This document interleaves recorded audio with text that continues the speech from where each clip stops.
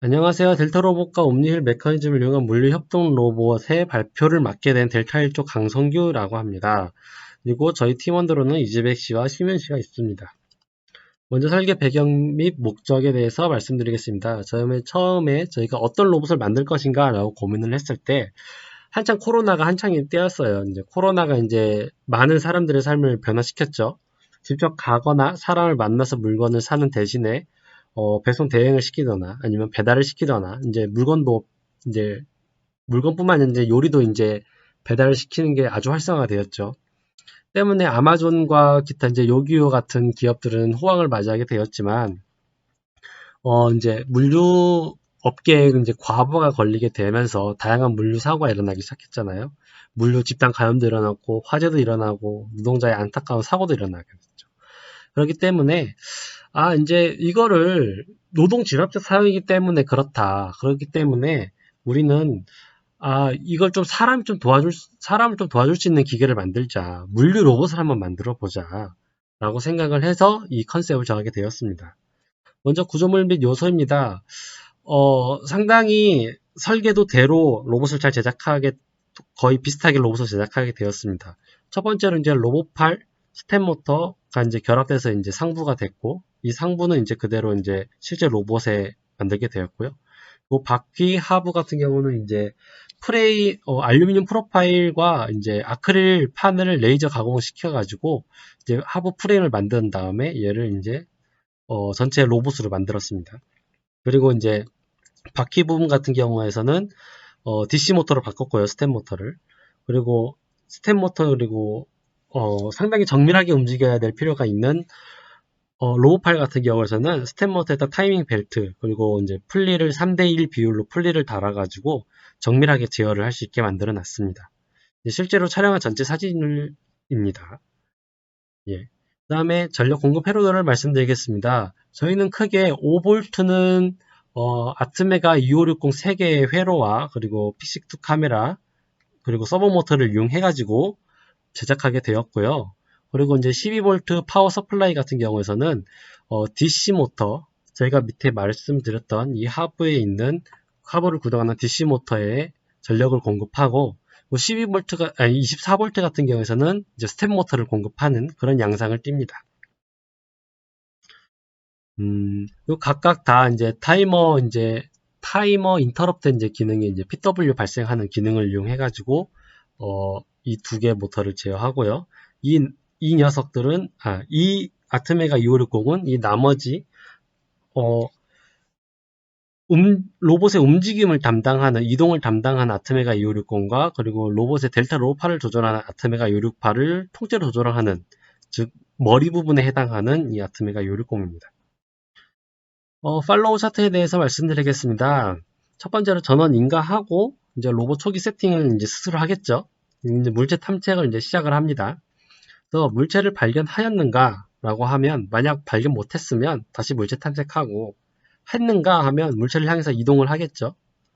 물체를 향해서 이동하고, 도착하였는가 해서 계속 이 루트를 반복해서 도착할 때까지 루트를 반복합니다. 그 과정은 PID 지역기로 합니다. 그래서 얼마나 그 속도를 조절해야 되는지 그건 PID 제어기를 사용했습니다. 그 다음에 델타 로봇으로 물체를 위치로 이동하고 녀석을 통해 물체 잡고요. 이 녀석을 이용해서 그 다음에 여기 바구니가 장착되어 있는데 이 바구니를 통해서 물체를 집어넣습니다. 델타 로봇 구동부 및 제어부입니다. 이런 공식을 이용해 유도를 해가지고 함수 형태로 델타 로봇에 있는 아트메가 2560에다 집어넣었고요. 그 다음에 메인 함수에서 이제 중앙제어 아트메가 2560에서 받은 유사트 통신을 해석을 한 다음에 위치 좌표 데이터를 타이머 1 인터럽트로 보냅니다. 타이머 1 인터럽트는 주기가 0.1초인데요. 이제 여기서 이제 X, Y, Z 좌표를 받았지. 그렇게 되면 모터 1, 2, 3의 각도를 얼마만큼의 속도로 총 얼마만큼의 각도를 이동해야 하는가라는 걸 계산을 한 다음에 매 주기마다 보관법을 사용해서 부드럽게 속도를 이동하기 위해서 타이머 3, 4, 5로 속도를 쏴줍니다. 타이머 3, 4, 5는 단순한 기능으로 현재까지 발생된 클럭을 세는 기능과 그리고 클럭을 발생하는 기능이 있습니다. 그렇게 돼가지고 세 개가 동시에 부드럽게 제어되게 만들어 놨습니다. 그 다음에 아트메가 260 밖으로 이제 넘어서는 이제 TB660이라는 모터 드라이버를 사용했고요. 얘가 스텝 모터로 이제 이동해서 스텝 모터를 구동시키는 방식을 사용했습니다. 옴니엘 같은 경우는 굉장히 간단합니다. 이런 공식 유도를 통해서 이 세 개의 세 줄에 있는 코드만 이제 집어넣으면 되는데요. 각각의 바퀴 1, 바퀴 2, 바퀴 3의 속도를 말합니다. 이것은 가고자 하는 속도, 그리고 이것은 가고자 하는 방향 각도를 말합니다. 제어부 같은 경우는 좀 복잡한데요. 아트메가 2560에 이제 타이머가 주기 1초마다 속도 계산에 필요한 그 정보를 전달하고요. T카운트 1을 사용했습니다. 아니면 인풋 캡처 인터럽트를 사용했고요. 그리고 PI 제어로 이제 들어가게 되면 이제 타이머 3, 4, 5는 이제 PWM 발생할 수 있는 기능을 사용해가지고 L298이라는 모터 드라이버를 이용해가지고 12V에 이제 인가를 해서 PWM 펄스를 이제 내보내고요. 다시 엔코더 펄스는 돌아와서 이제 모터의 속도를 알아야지 페루프 제어가 되는 거죠. 그래서 이제 타이머 2 인터럽트 다시 돌아가가지고 다시 또 이제 3개의 모터로 쏴주는 이런 기능을 구현했습니다. 예, 마지막으로 이제 델타 로보 스텝 모터 이제 보관법을 사용해서 이제 속도를 부드럽게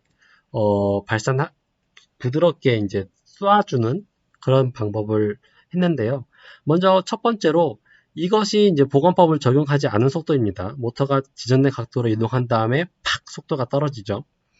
이 방법 같은 경우는 굉장히 간단하지만 스텝 모터 같은 경우에서는 지금 엔코더가 장착되어 있지 않기 때문에 갑자기 속도를 줄이게 된다면 스텝 모터가 밀리거나 틀어져 가지고 오차가 쌓이게 됩니다.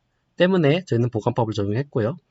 먼저 이산화 이전에 이 파란색 박스와 이 붉은색 박스의 크기는 넓이는 같습니다. 속도 곱하기 시간은 이동 거리죠. 하지만 이 녀석을 이산화시키게 되면 그 스텝 모터는 그 특성으로 인해서 클럭 주파수로 회전 속도를 조절하기 때문에 제한 시간까지 지정된 클럭을 발생시키지 못합니다. 그렇기 때문에 우리는 이 파란색 박스 같이 이제 최소 속도를 강제로 지정해 줘야 합니다. 자, 그렇게 되면 목표 각도까지 돌아가는데 걸리는 시간, 네, 클럭은 이렇고요. 이건 이제 이산화 보관법을 적용하기 전 그냥 블록 형태로 보내는 거고요. 보관법을 적용한 후에는 여기 각도는 이 그래프의 식은 이거고요. 그리고 이 그래프의 식은 이겁니다. 그래서 이거에 맞춰 가지고 이제 타이머가 거기에 이제 속도를 계산해 가지고 이제 쏴주는 거죠. 그리고 이제 델타 로봇을 제어한 아트메가 660에 타이머를 매 주기마다 속도를 변형해서 보관법을 적용하는데 앞에서 말씀드렸듯이 유실된 클럭이 발생을 합니다. 가령 예를 들어보죠. 보관법을 적용하는 타이머의 인터럽트 주기는 0.1초인데 만약 1초에 한 개 클럭을 발생시키는 클럭을 내보낸다면 그 클럭은 내보낼 수가 없겠죠. 왜냐하면 0.1초마다 주어진 속도가 바뀌기 때문에 그게 명령이 유실되어 버립니다. 그렇기 때문에 강제적으로 최소 클럭을 발생시키고요. 그렇기 때문에 이런 과정을 통해서 이제 최소 속도를 얼마나 내보내야 될 것인가를 계산을 하고 이제 이것을 계산해서 이제 쏴주게 됩니다. 옴니휠 같은 경우는 굉장히 간단합니다. 1차 선형 보관법을 사용했고요. 기울기 공식고 이제 이 그래프 해당 지점에 이제 그래프 공식을 구하는 방법입니다. 그리고 이제 제어기가 어디 활용됐냐면 저희는 먼저 로봇의 기동을 담당하는 DC 모터에 이런 먼저 PI 제어기를 적용했고요. 그리고 이제 픽시드 카메라라는 그 카메라가 있는데 그 카메라가 물체를 인식하고 해당 물체를 지점으로 가는 과정에서 PID 제어기를 사용해 가지고 해당 로봇을 구현하였습니다. 이상입니다.